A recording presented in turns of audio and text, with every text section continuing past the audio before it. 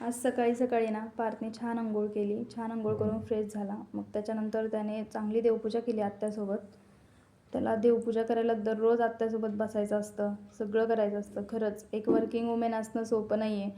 मला सारखं काळजी असते त्याने काही खाल्लं का, झोपला असेल का, त्याची तब्येत तर ठीक आहे, पण माझं मन नेहमी शांत असतं कारण की आत्यासोबत आहेत. त्या असल्या ना तो त्यांच्यासोबत चांगलं खेळतो, करतो सगळं. आता त्याला नवीन नवीन गोष्टी एक्सप्लोअर करायच्या असतात, स्वतः करायच्या असतात.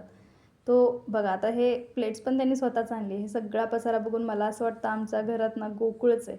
हे कार्ड्स पण त्याने आता शिकलाय, त्याला येतात आता सगळे ओळखायला. आता हे नवीन बॅट बॉल पण आणली आहे, त्याला सगळं एक्सप्लोअर करायचं, खेळायच्या, नवीन गोष्टी करायच्या, इकडं जायचं तिकडं जायचं, हे द्या ते द्या, हे सगळं त्याचं सुरूच असतं.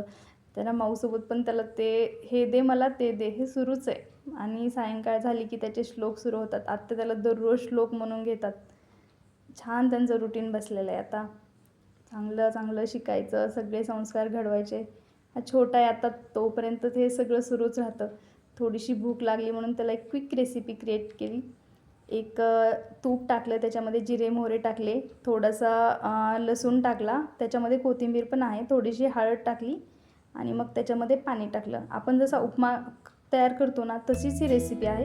आणि फक्त त्याच्यामध्ये ना ते ओट्स आणि ड्रायफ्रूट्स थोडेसे मिक्स केलेलं एक छोटंसं पीठ आहे, ते तयार केलं आणि मग ते त्याच्यामध्ये टाकलं की एक छान रेसिपी झाली. आता ती रेसिपी पार्थला ते आवडतं, ते खातो तो.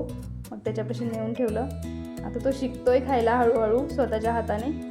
असेच व्हिडिओ पाहण्यासाठी लाईक, शेअर अँड सबस्क्राईब.